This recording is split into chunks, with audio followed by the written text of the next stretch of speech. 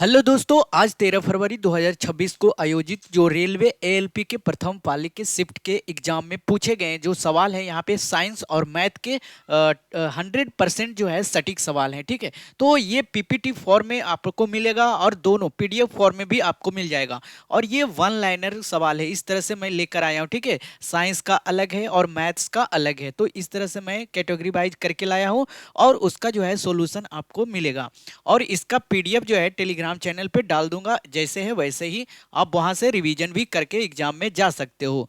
तो चलिए अब स्टार्ट करता हूं। पहला सवाल क्या पूछा गया था एग्जाम में, और मैं राहुल कुमार आप लोगों के लिए ये वीडियो बना रहा हूं। ठीक है, और इसी चैनल पे जो भी लेटेस्ट एग्जाम होते हैं उसका सोल्यूशन मैं इस पे कराता हूं, तो आप चैनल को सब्सक्राइब कर लेंगे ताकि आपका जो भी एग्जाम नेक्स्ट में यानी कि आगे अगले महीने में या कुछ महीने में अगले साल में होने वाले हैं, तो इसके लिए जो है ज्वाइन कर लेंगे ताकि आप अपडेट रहो हर एग्जाम हर पेपर से।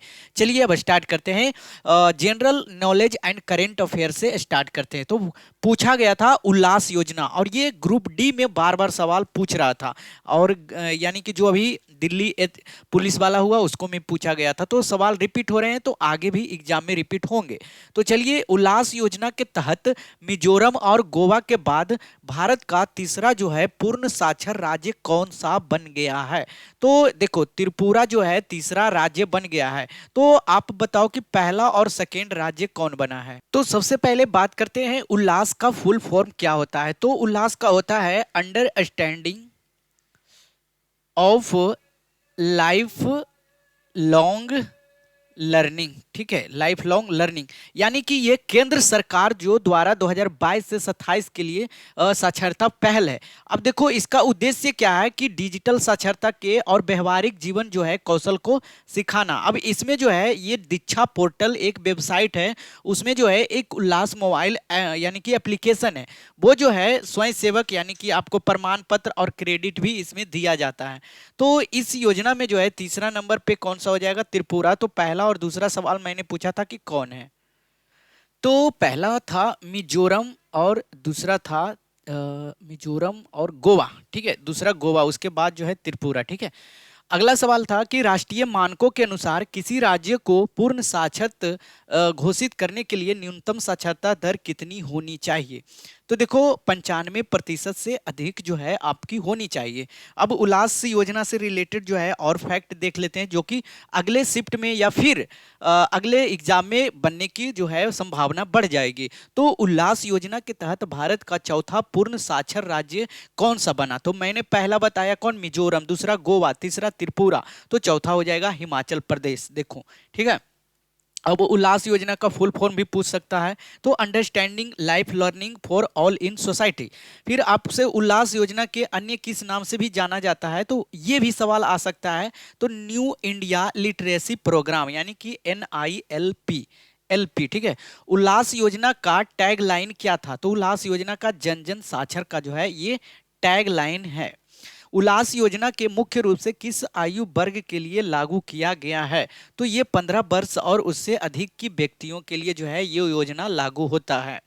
आइए अब साइंस की जो बात करते हैं कि ध्वनि तरंगों के संचरण के दौरान विरल के क्षेत्र के माध्यम का घनत्व और दबाव कैसा होता है। तो सबसे पहले ये देखो भाई, ठीक है, अगर आप ध्वनि साउंड कंपेंसेशन देखते होगे, तो जब डिक्रीज प्रेशर कहाँ हो रहा है, यहाँ पे देखो, पहले लो गया, फिर हाई गया, फिर लो गया, फिर हाई गया, फिर लो गया, फिर हाई गया। ये कब होता है, जब साउंड जैसे कि ये कंडेंसेशन हो गया और ये हो जाता है वेवलेंथ कहलाता है। वेवलेंथ के जगह जो है डिक्रीज हो जाता है प्रेशर, और जब कंडेंसेशन आता है वहां पे संघनन, इसको हिंदी में कहते हैं, वहां पे जो है इंक्रीज हो जाता है प्रेशर।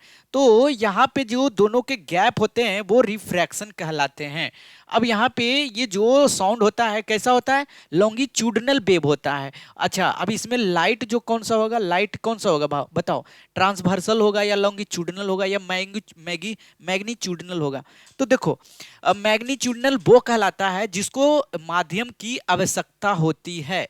तो देखो, लॉन्गिट्यूडनल जो होगा, ठीक है, अनुदैर्घ्य तरंगे, ये जो है यांत्रिक तरंगे भी इसे कहा जाता है। और तो लाइट कैसे हो जाएगा, ट्रांसवर्स। ठीक है, तो इसमें सवाल था कि जो मतलब ध्वनि तरंग की संचरण जो होता है, यानी कि बिरल के क्षेत्र में माध्यम का घनत्व और दबाव कैसा होता है, तो लो डेंसिटी का होता है और लो प्रेशर का होता है। यहाँ पे कह रहा है कि बिरल, यानी कि बिरल के दौरान, यानी कि वहां पे जो है डेंसिटी कम रहेगा और प्रेशर भी यहाँ पे ये कम रहेगा। ठीक है। अच्छा, अब बताओ कि ध्वनि की गति किस माध्यम में सबसे अधिक होती है, तो वो हो जाएगा सॉलिड। क्या ध्वनि जो है वैक्यूम में यात्रा कर सकती है, तो देखो ध्वनि जो है इसको मैग्नीट्यूड की आवश्यकता होती है, यानी कि किसी माध्यम की आवश्यकता होती है। तो वैक्यूम में तो कोई माध्यम होता ही नहीं है, तो इसमें जो है ध्वनि ट्रेवल नहीं कर सकता है। अगला सवाल था दो क्रमागत संपीड़न यानी कि कंप्रेशन या बिरल के बीच की दूरी को क्या कहा जाता है, तो वेवलेंथ कहा जाता है। अभी हमने पढ़ा कि जो दो कंप्रेशन के और संघनन ये दोनों के बीच जो होता है इसे क्या कहा जाता है, तो वेवलेंथ कहा जाता है। ठीक है, क्या कहा जाता है, वेवलेंथ, तरंग दैर्घ्य। विषमांगी मिश्रण यानी कि हेट्रोजेनियस मिक्सचर का मुख्य गुण क्या है, तो ये हो जाता है गैर समान संगठन यानी कि नॉन यूनिफॉर्म कंपोजिशन और दृश्य सीमाएं। कोलाइड और निलंबन किस प्रकार के मिश्रण का उदाहरण है, तो देखो कोलाइड और निलंबन जो है ये विषमांगी मिश्रण का उदाहरण है। सबको पता है कि समांगी और विषमांगी क्या कहते हैं। टिंडल इफेक्ट मुख्य रूप से किन मिश्रणों में देखा जाता है, तो देखो कोलाइड और निलंबन में जो है टिंडल इफेक्ट की प्रक्रिया दिखती है। अब पढ़ो कि विस्थापन अभिक्रिया क्या है, डिस्प्लेसमेंट रिएक्शन। तो देखो वो अभिक्रिया, ये क्लास 10th में आपने डिस्प्लेसमेंट के बारे में पढ़ा होगा। एक पढ़ा होगा डबल डिस्प्लेसमेंट, एक होता है, ठीक है। तो चार प्रकार के पढ़े होंगे। ये डिस्प्लेसमेंट रिएक्शन में क्या होता है कि जो अधिक क्रियाशील तत्व होते हैं कम क्रियाशील तत्व को उसके यौगिक से जो है रिप्लेस कर देता है। ठीक है, ये होता है। अच्छा, इसको एग्जाम्पल देके तो एग्जाम्पल एक ले लेता हूं, ठीक है। यानी कि Mg+2HCl, तो ये क्या करेगा, Mg जो है मैग्नीशियम हाई रिएक्टिविटी होता है, वो क्या करेगा, यहाँ पे HCl है, ठीक है, 2HCl हाइड्रोक्लोरिक एसिड पड़े होगा, मैग्नीशियम पड़े होंगे, तो MgCl2 हो जाएगा और प्लस H2। तो ये जो है हाइड्रोजन से क्लोरीन जो है छीन लिया, ठीक, मैग्नीशियम। तो ये होता है डिस्प्लेसमेंट रिएक्शन। समझ में आ गया। अगला सवाल था कि मानव शरीर में तरल संयोजी उद्दक यानी उत्तक फ्लूइड कनेक्टिव टिश्यू के उदाहरण कौन कौन से हैं, तो देखो एक होता है ब्लड और एक होता है लिम्फ, लसिका। त्वचा के किस प्रकार का उत्तक का उदाहरण है, त्वचा जो है आपके शरीर का स्किन, वो किस उत्तक का है, तो इप्थेलियल टिश्यूज का है, यानी कि उपकला उत्तक। कंकाल संयोजी उत्तक के उदाहरण क्या हो सकते हैं, तो बोन हो सकते हैं और कार्टिलेज हो सकता है। अवतल दर्पण में यदि वस्तु को वक्रता केंद्र से परे रखा जाए तो प्रतिबिंब कहाँ बनेगा, तो कहा कि कर्वेचर से दूर रखा जाए। ठीक है, तो यहाँ पे देखो कर्वेचर है और ये फोकस है, इसको से दूर अगर रखोगे तो ये जो इमेज बनेगा सेंटर और फोकस के बीच में बनेगा और उल्टा बनेगा। ठीक है, तो सबको पता है। तो ये जो होगा फोकस और वक्रता के केंद्र के बीच में बनेगा और क्या बनेगा, उल्टा बनेगा और समान बनेगा। ठीक है, वस्तु से छोटा बनेगा, डिमिनिश्ड बनेगा। अगला सवाल है अवतल दर्पण के प्रतिबिंब वास्तविक उल्टा और वस्तु के समान का आकार कब बनता है, तो देखो जब आप वस्तु के आकार कब दोगे, जब यहाँ पे फिगर बनाओगे, ये फिगर है, ठीक है, ये फिगर कहाँ है, ये जो फिगर है, अगर आप वस्तु के आकार को बनाना चाहते हो तो ये रह गया कॉनकेव मिरर। अब कॉनकेव मिरर में अगर आप सी पे रखते हो तो फिगर जो बन के आता है वो सी के ठीक नीचे बन के आता है और उल्टा बन के आता है। ठीक है, यही एक रिएक्शन है, तो जब वस्तु वक्रता केंद्र पर होगा। अच्छा, अब गणित के सवाल देख लेते हैं कौन कौन था, तो मीन प्रोपोर्शनल निकालने का था। तो मीन प्रोपोर्शनल आप निकाल दोगे, कैसे निकालोगे वो समझा देता हूं। जैसे कि 49 और 16 है, तो अगर इसको आप 49 इंटू कितना हो जाएगा 16, तो अगर दोनों को रूट तोड़ेंगे तो 7 और ये 4 हो जाएगा, यानी कि 7 28। यही होता है भाई मीन प्रोपोर्शनल निकालने का। समझ में आ गया। अगला सवाल है दो रेलगाड़ी एक ही दिशा में 40 किलोमीटर प्रति घंटा और 22 किलोमीटर प्रति घंटा से चल रही है। यदि वे एक मिनट में एक दूसरे को पार करती है और पहली की लंबाई 125 मीटर और दूसरी की लंबाई कितना होगा, बताओ भाई। कह रहा है कि एक ही दिशा में जा रहा है तो दोनों को पहले घटा लेंगे। 40 माइनस 22 तो कितना हो जाएगा भाई, घट के 18। 18 किलोमीटर प्रति घंटा को हम मीटर प्रति सेकेंड में बदलेंगे, क्योंकि जो है लंबाई मीटर में दिया गया है। तो 18 को 5/18 कर देंगे तो ये हो जाएगा कितना, हमारा निकल के आ जाएगा 5 मीटर। अब 5 मीटर ये जो होता है एक मिनट कितना सेकेंड बराबर होता है, तो 60 सेकेंड बराबर होता है। इसको सेकेंड में चेंज कर दिए, यानी कि टाइम हमारा 60 सेकेंड, और मीटर यानी कि जो डिस्टेंस है, डिस्टेंस कितना आ गया, 5 मीटर आ गया। तो पहली की लंबाई जो है, ध्यान से सुनो, तो डिस्टेंस बराबर क्या होता है, डिस्टेंस बराबर होता है स्पीड गुने टाइम।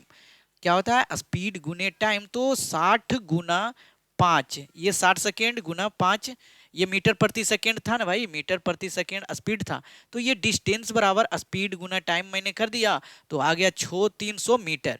अब ये 300 मीटर टोटल है, और पहली की लंबाई 125 है, तो दूसरी की लंबाई निकल जाएगा, तो एगो घटा देंगे तो 175 मीटर आ जाएगा।